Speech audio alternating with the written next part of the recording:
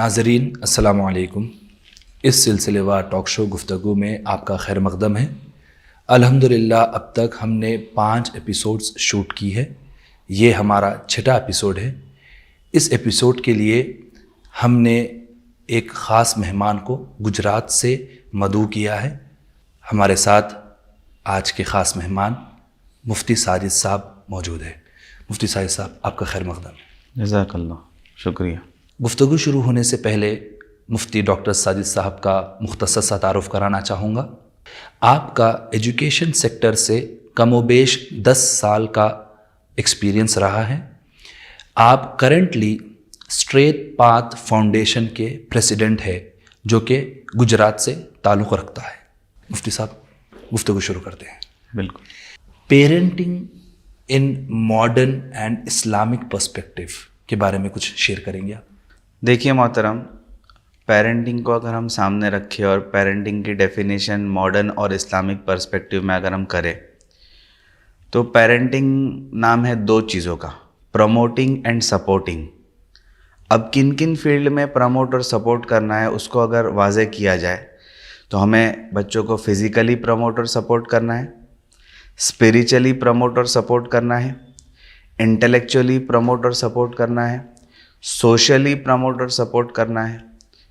ये तमाम चीज़ों को सामने रखकर काम करना है। फिज़िकली जैसे हम बच्चों के अच्छे खाने पीने का इंतज़ाम करें, उनको न्यूट्रिशियस ग़िज़ाएँ दें, हलाल और हराम का ख्याल रखें कि हम बच्चों को हलाल पाकीज़ा ग़िज़ा खिलाएं। इंटेलेक्चुअली बच्चों को अच्छी तालीम दें, उनकी अच्छी तरबियत करें, उनके लिए अच्छी स्कूल्स और मदरसे का इंतज़ाम करें, उनको अच्छे असातिज़ा के पास भेजें। ये तमाम इंटेलेक्चुअली ग्रोथ के लिए बहुत ज़्यादा ज़रूरी है।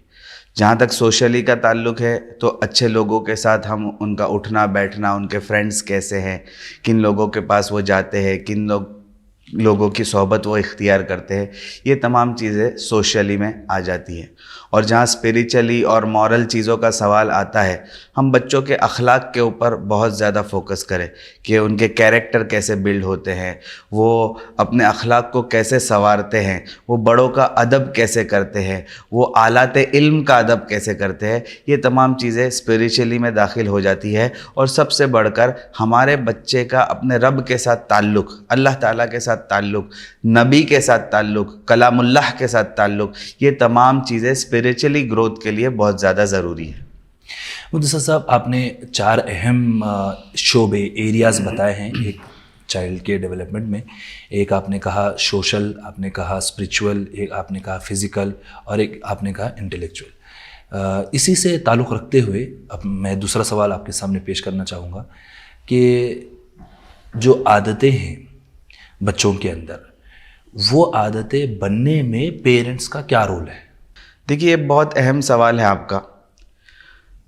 जहाँ तक मेरा पर्सपेक्टिव है, मेरा नज़रिया है, वो ये है कि बच्चे की आदत, हैबिट्स जो बिल्ड होती है, उसमें पेरेंट्स का बहुत ही अहम किरदार होता है।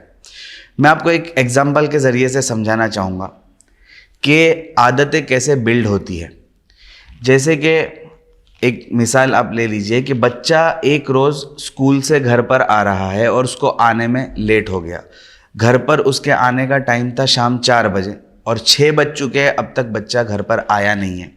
इसको एक इंसिडेंट समझ लीजिए कि एक हादसा पेश आया कि बच्चा 4 बजे घर पर आ जाना चाहिए था, लेकिन वो नहीं आया और 6 बज चुके हैं। घर पर सब परेशान हैं, माँ बाप परेशान हैं। अब 6 बजते हैं, 6 बजने के बाद बच्चा घर में दाखिल होता है। बच्चे का माइंड पहले से बना हुआ है कि आज मैं अपने वक्त से देर से पहुंचाऊँ, ताख़िर से पहुंचाऊँ, लेट हो गया हूँ तो कुछ ना कुछ घर पे होगा। अब जैसे ही वो घर पे आया है, उसका माइंडसेट बना हुआ है कि कुछ ना कुछ होने वाला है। अब फ़ौरन अम्मी या अब्बू का रिएक्शन होता है कि कहाँ थे, क्यों लेट हुआ। अब बच्चा अपने तसव्वुरात में खोया हुआ है कि माँ बाप गुस्से में है, मुझे कौन सी चीज़ बचाएगी। यहाँ उसका बिलीफ सिस्टम बनता है कि वो सोचता है कि मुझे कौन सी चीज़ बचाएगी। अब वो सोचने में ये बात सामने रखता है कि अगर मैं ये कह दूँगा कि मुझे टीचर ने स्कूल में रोक लिया था, 2 घंटे का काम था, हम किसी प्रोजेक्ट पर काम कर रहे थे, इस वजह से लेट हुआ, तो माँ बाप शाबाशी देंगे, अच्छा बच्चा काम कर रहा था, पढ़ रहा था, कोई बात नहीं। اس طریقے سے بات کرے گا. لیکن اگر وہ یہ کہہ رہا ہے کہ میں آ رہا تھا اور راستے میں میرے دوست کا گھر تھا, میں کھیلنے میں مشغول ہو گیا تھا اس لیے لیٹ ہو گیا, تو امی ابا اور مزید ناراض ہوں گے اور بہت ممکن ہے کہ مار بھی پڑ جائے.